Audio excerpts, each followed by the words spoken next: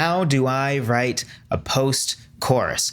What even is a post-chorus? What is it for? Why do we write a post-chorus? Is it going to make my song better? Is it going to make it worse? Does it even matter? Maybe it has no effect on my song at all. And how do I know when to write them? And what is a good post-chorus versus maybe when I shouldn't write a post-chorus, or what makes a bad post-chorus? We're going to talk about all of that right now.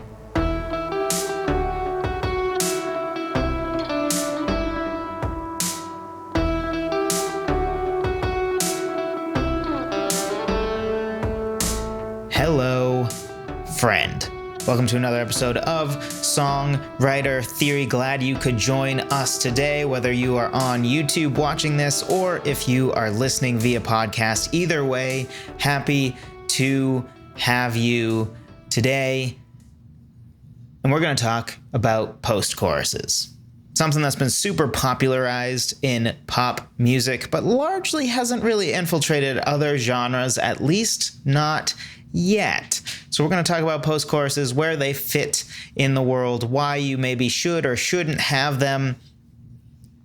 And we're going to start with the purpose of a post-chorus. So as we did with the pre-chorus, sometimes you just have to think of the name, right? So what does the name indicate? Well, it's post-chorus, right? Just like a pre-chorus, which we said sort of belonged to the chorus and it's not a post-verse, right? It's a pre-chorus. So in a similar way, this is not a pre-verse because it leads into the next verse. It's a post-chorus. Its responsibility is to the chorus. And I would say overall, if we were to really water it down, the purpose of a post-chorus is to add a bonus addition to your chorus. So it's sort of tacked on at the end of your chorus. It's not an entirely separate chorus, right? It's not a chorus 2. It's not quite there. You're adding something to the chorus at the end, sort of like a bonus. So a post-chorus, I think, by its nature, will maintain the same sonic energy as the chorus. So your average post-chorus, whereas a pre-chorus revs up into the chorus, right? So we talked about how a pre-chorus can be like a stepping stone to get to the energy that your chorus has. A post-chorus is usually going to maintain or sometimes even raises the energy even more from the chorus. So a way I like to look at it is it's sort of like an after party, right? So maybe you have a work quarterly meeting or some sort of work thing. Or maybe, you're going to a graduation party or some other party and you're seeing a bunch of your friends you haven't seen in a while. And by the end of the party, when the people hosting the party are trying to kick you out, but you're still having fun with your friends and you haven't seen them in a while, right? And you're like, oh, why don't we go to this restaurant or this bar or wherever you go to hang out, or, somebody's house maybe, and keep this going, right? Because you're still having a good time. You're not that tired yet, and you want to keep a good thing going, right? It's been a good day. It's been a good night, whatever.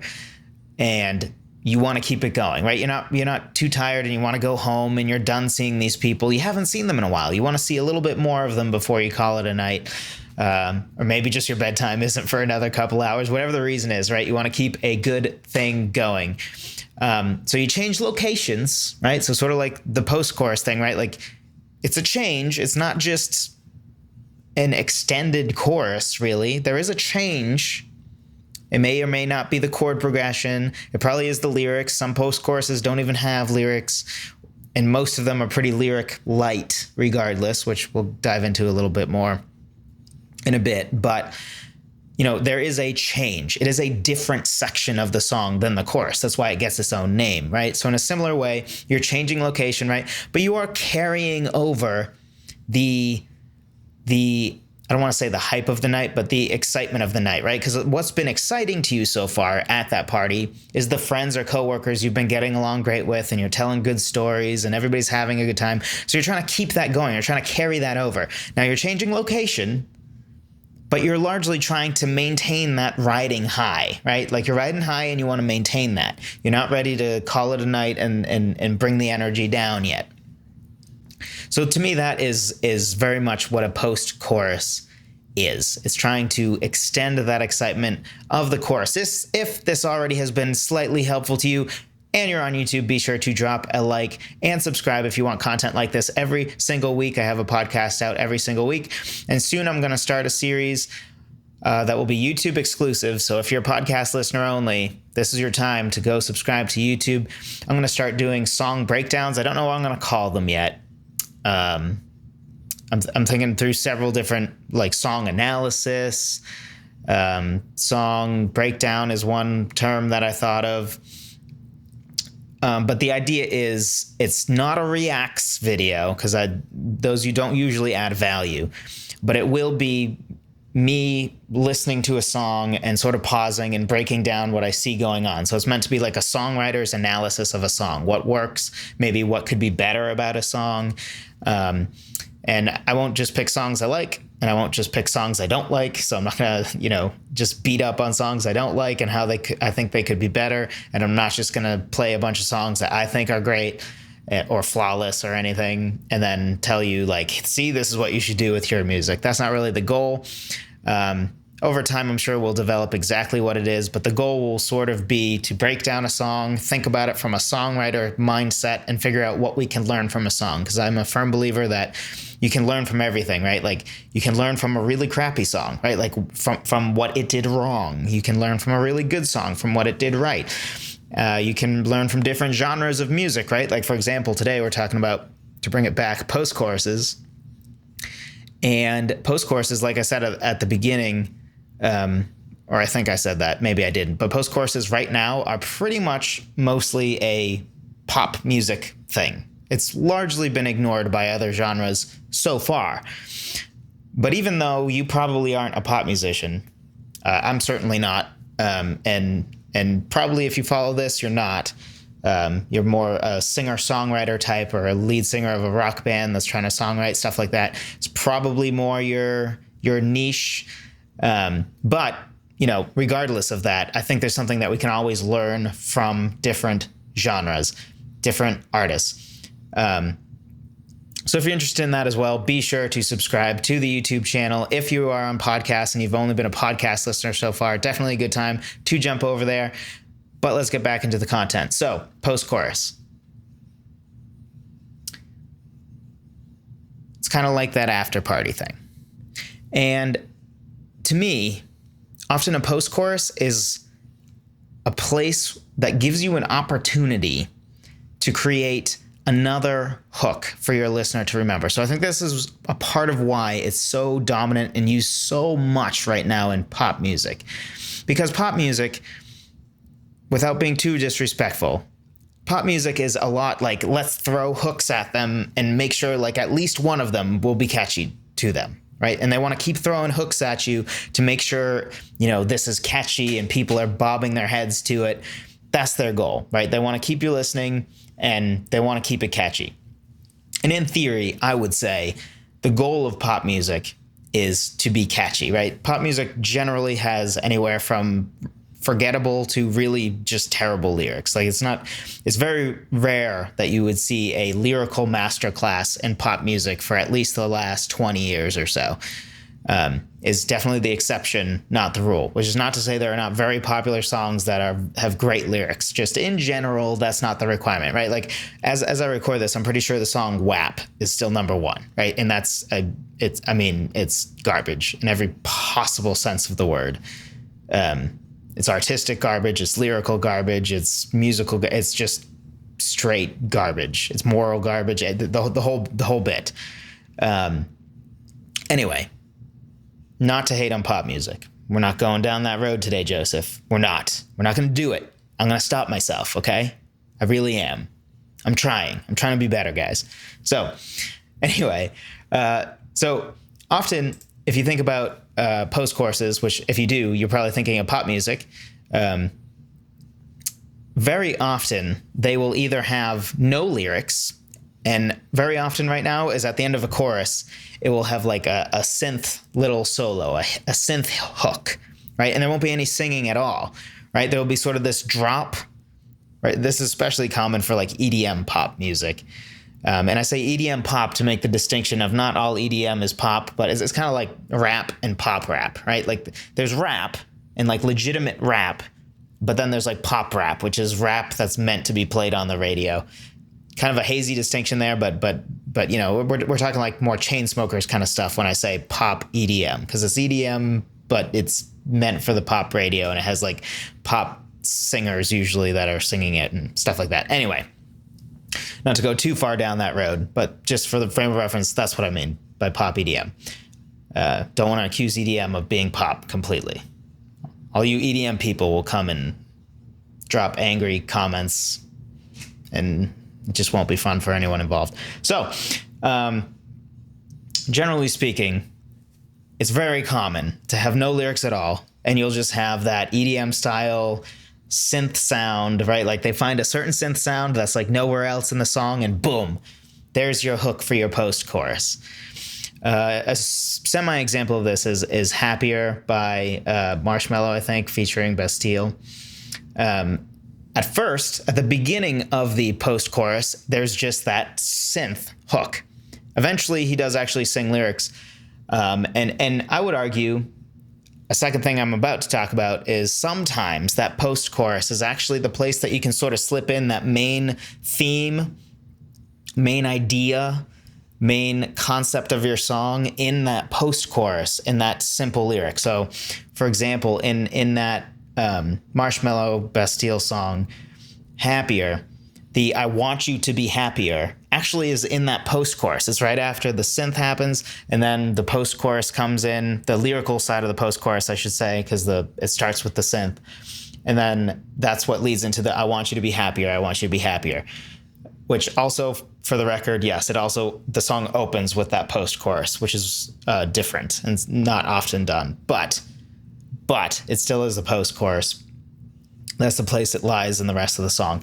So that's also another common way to see this, right? Because in theory, you're keeping that riding high from the chorus. You're keeping the sonic energy from the chorus. So if your chorus didn't quite capture the thematic point of your song, a good other place to do that would be in your post-chorus, right? Because it's sort of a tack on at the end of your chorus. And if you have more lyrics in there, that can be a good time. It's a great place to have another hook, for sure, but it's also a great place to add to the lyrical content of your song, which, now that we're here, I believe that this is one of the bigger reasons why other genres so far haven't really adopted the post-chorus, certainly not to the extent that pop music has.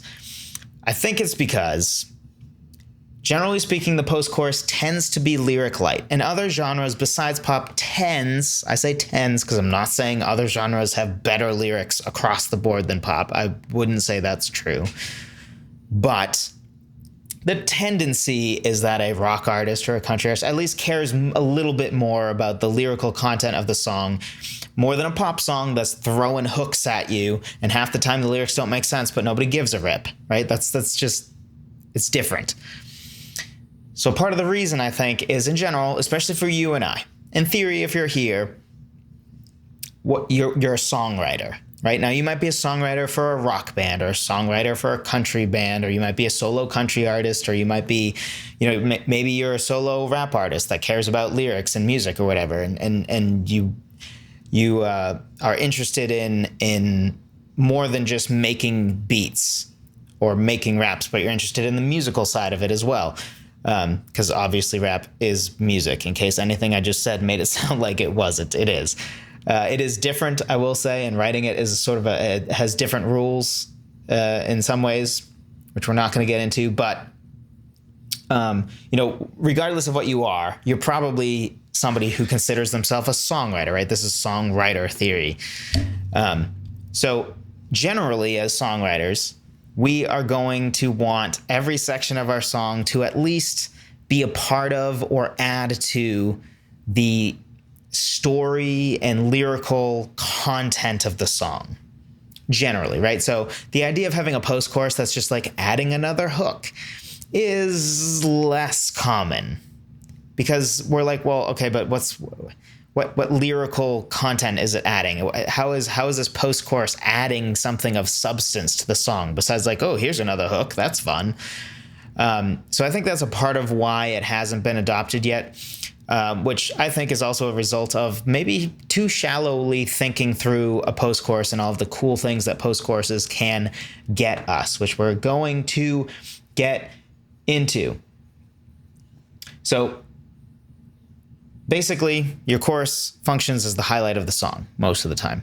This post-chorus allows you to continue that highlight by adding yet another similar highlight because you're riding on the high of the chorus still.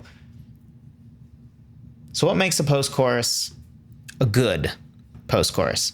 A good post-chorus effectively provides a second highlight to your song and is a natural follow-up to your chorus.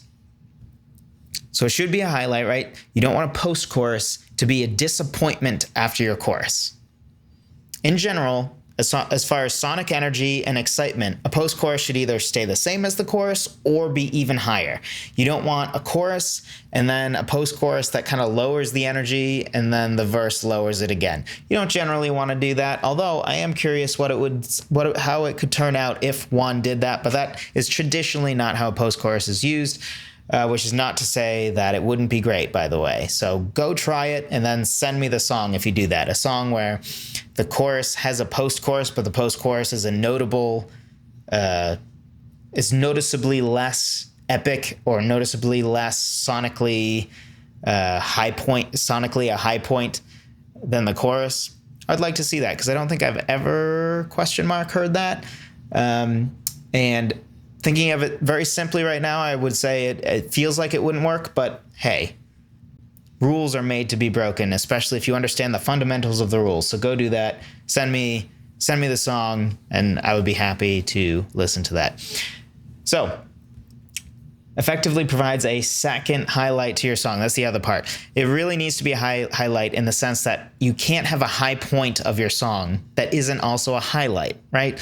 It's like, that 80-yard touchdown pass is going to make the highlight reel for a game, right? But that 2-yard touchdown run might not, because if the highlight reel can only be 30 seconds for your game and enough touchdowns are scored, a 2-yard touchdown run isn't really that exciting. A pick six is pretty exciting. An 80-yard touchdown pass is. A 40-yard touchdown run is. So your pre-chorus should be enough of a highlight that it makes your song's highlight reel. Think of it like that.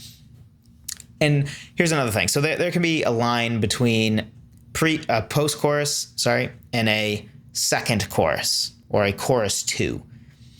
And like a lot of things, the more creative you get in your songwriting, the more lines start to blur between sections. But overall, I would consider it like a post-chorus is not going to be as long as the chorus itself was because it's tacked on to the chorus. So if your chorus is 16 bars, your post-chorus is probably no more than 8. And it's probably more like 4. If your chorus is 8 bars, it probably doesn't have an 8-bar post-chorus as well. That might lean a little bit more towards being a legitimate second chorus. So that's sort of the line there. And then there's also it depends how you define a second chorus, right? So in this case, when I say a second chorus, I mean it's a chorus in the sense that it is a repeated part of the song that functions as a highlight of the song, right? So it's not a verse. But it probably changes the melody and definitely changes the lyric, would be sort of how I would loosely define a second chorus.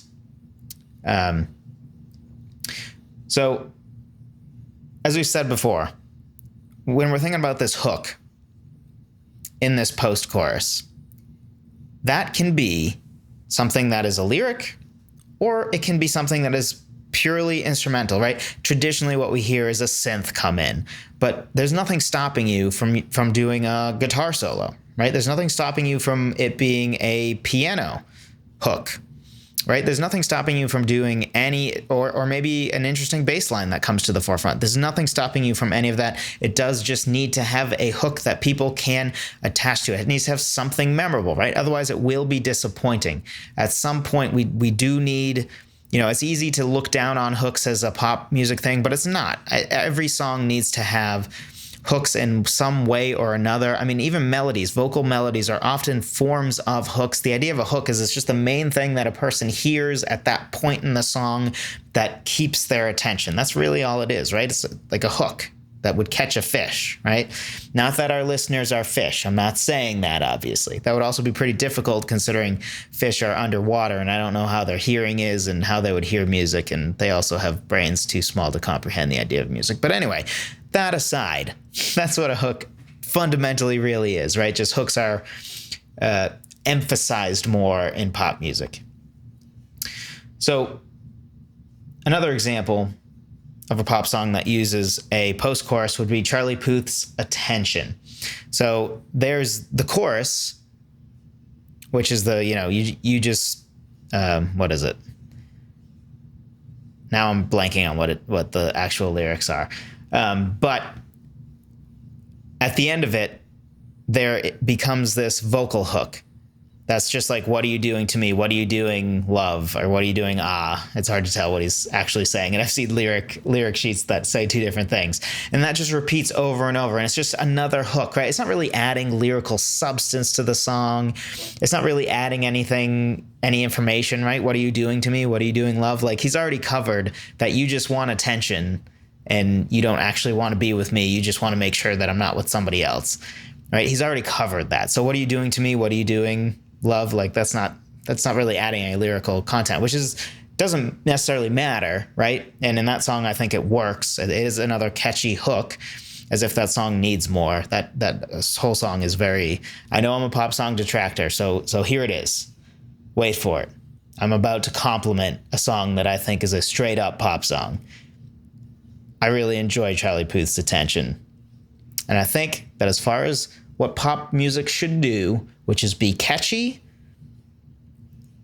and interesting because of its catchiness, and even its lyrics compared to pop lyrics in general is, I mean, they're fine. They're straight up the middle. Like, they're solid lyrics. There's nothing bad about the lyrics. There's nothing eye roll worthy about the lyrics. They're solid, right? They're not exactly groundbreaking, but they're, not that every song needs to be groundbreaking, but they're solid. I really like Charlie Puth's Attention. There. I said it. You're welcome. Now you can comment below about how I'm a hater. No more. Breaking that chain of pop music hate that I usually spout out. There you go.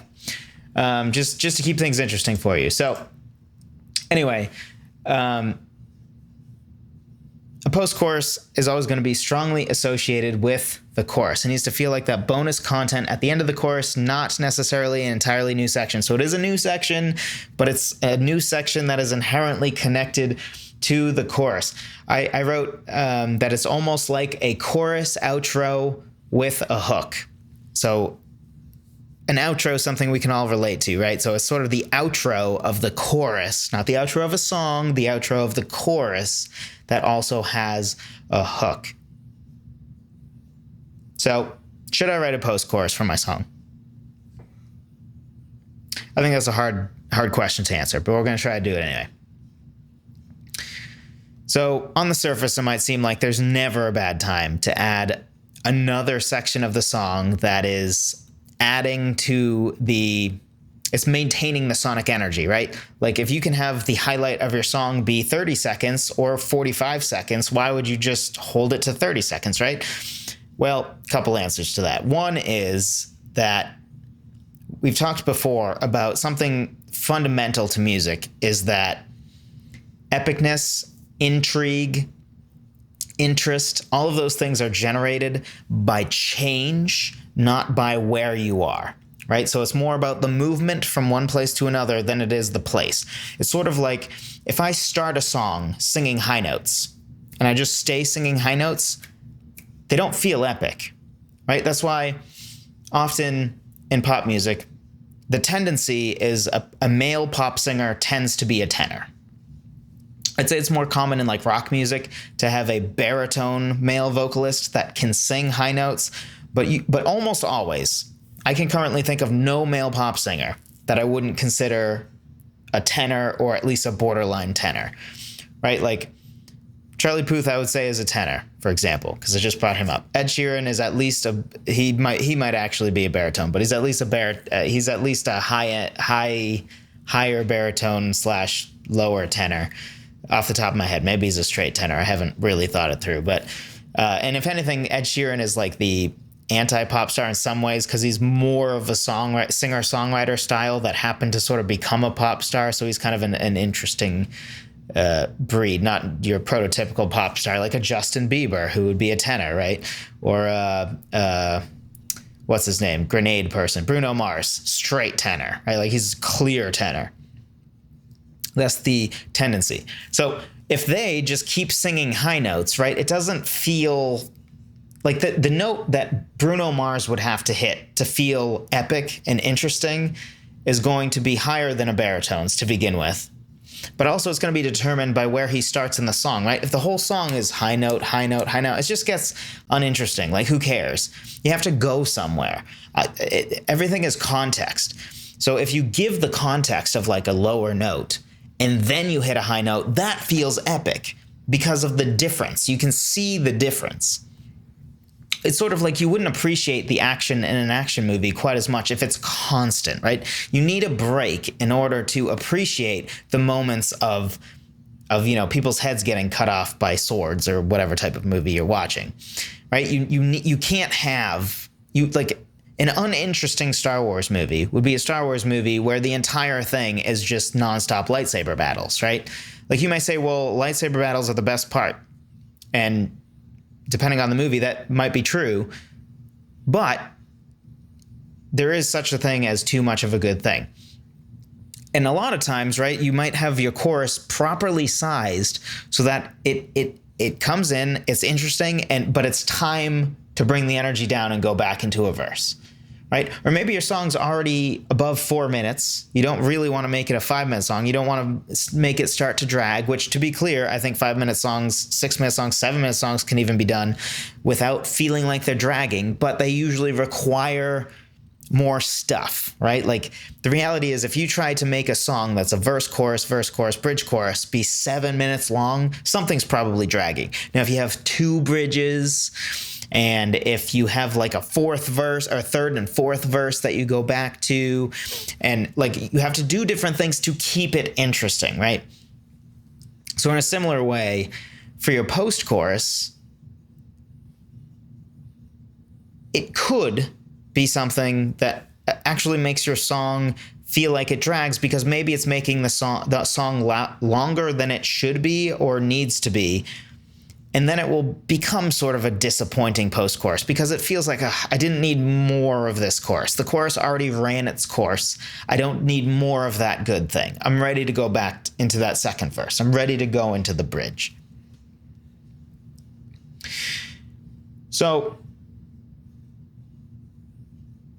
here's another thing to think about. Is your theme or your main idea or main concept clear in the chorus?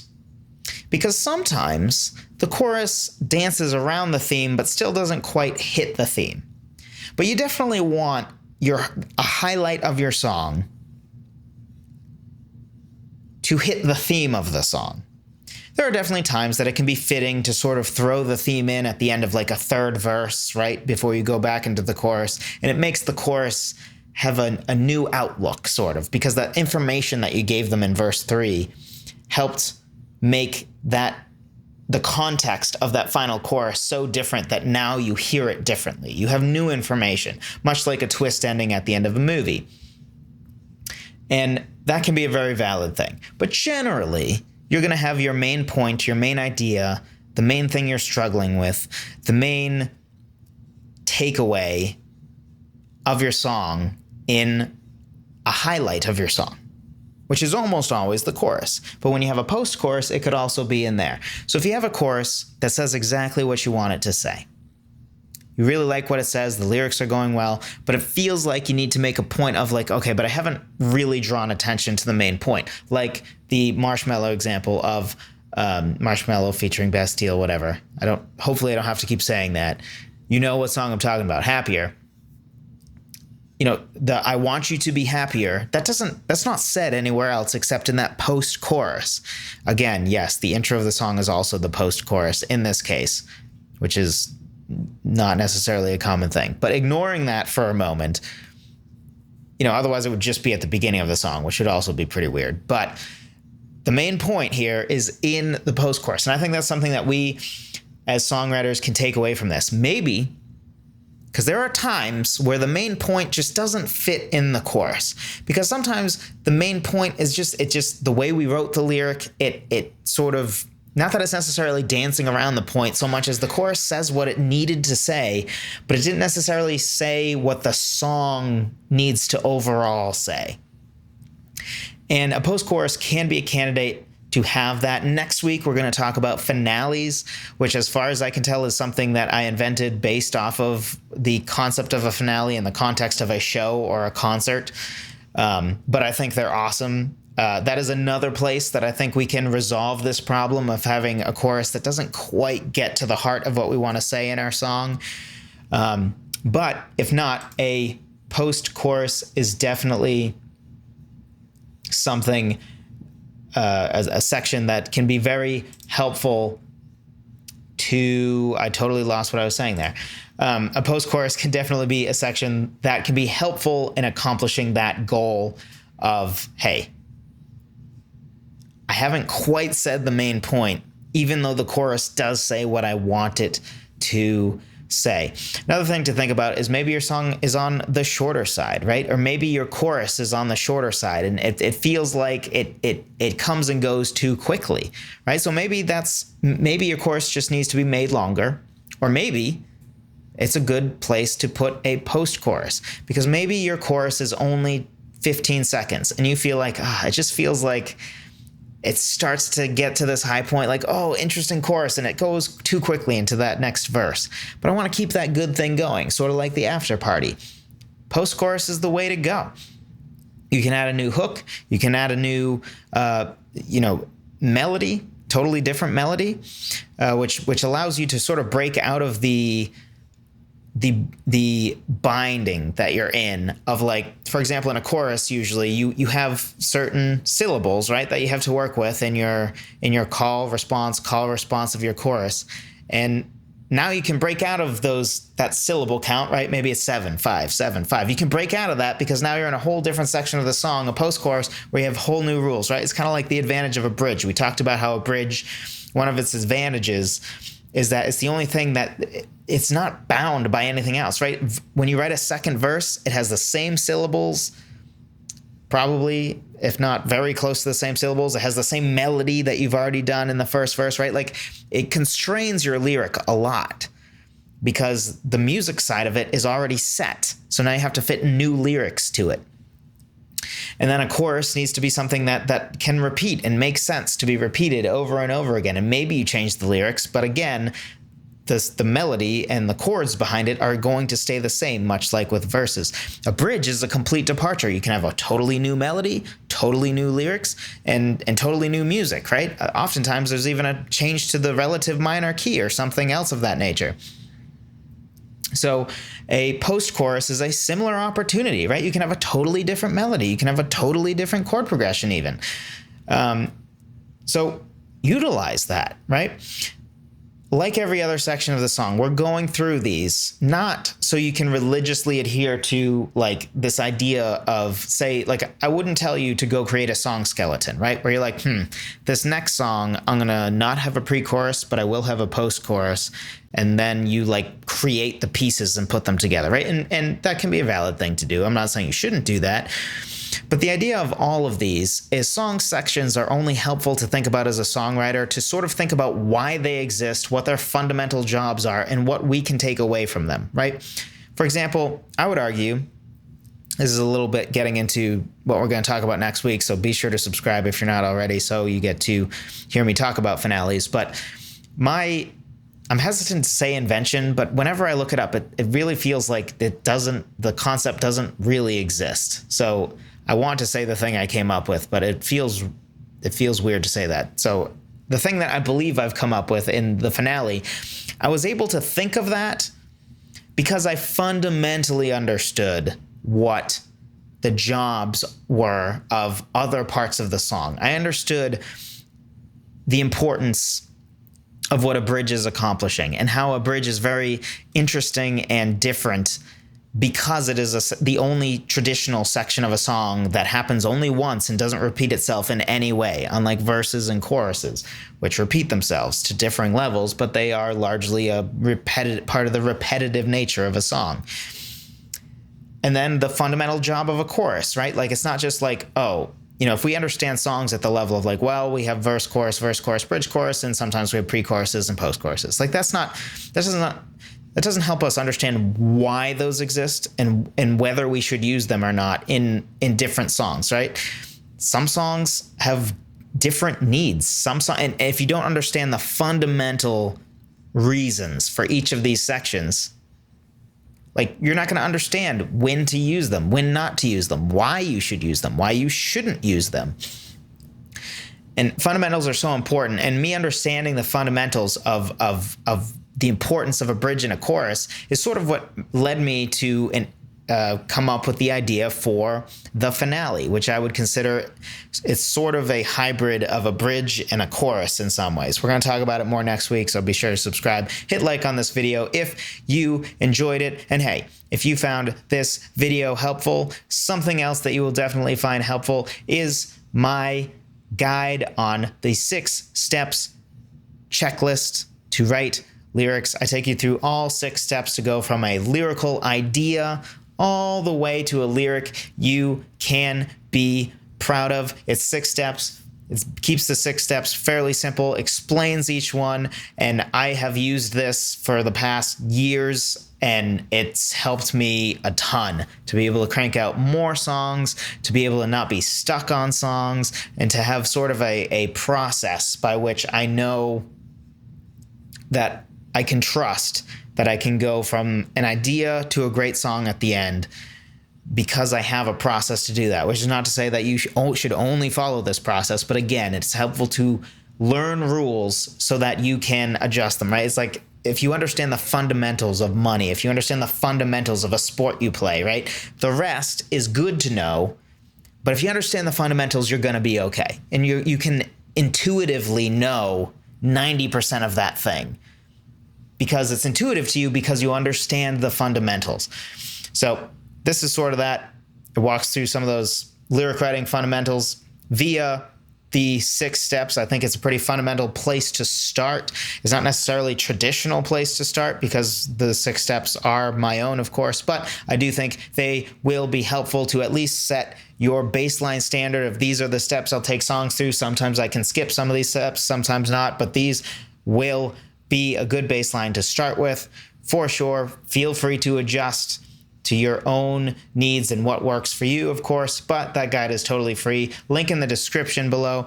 I hope this was helpful to you. As always, I enjoy talking with you. I appreciate that you took the time today to watch this video or that you took the time today to listen via podcast. Next week, we're going to be wrapping up this series by talking about finales, one of my favorite things that I'm super passionate about, partially because, yes, I, as far as I know, made it up myself, but also because I think it does something really, really, really, really cool to songs that most songs do not do.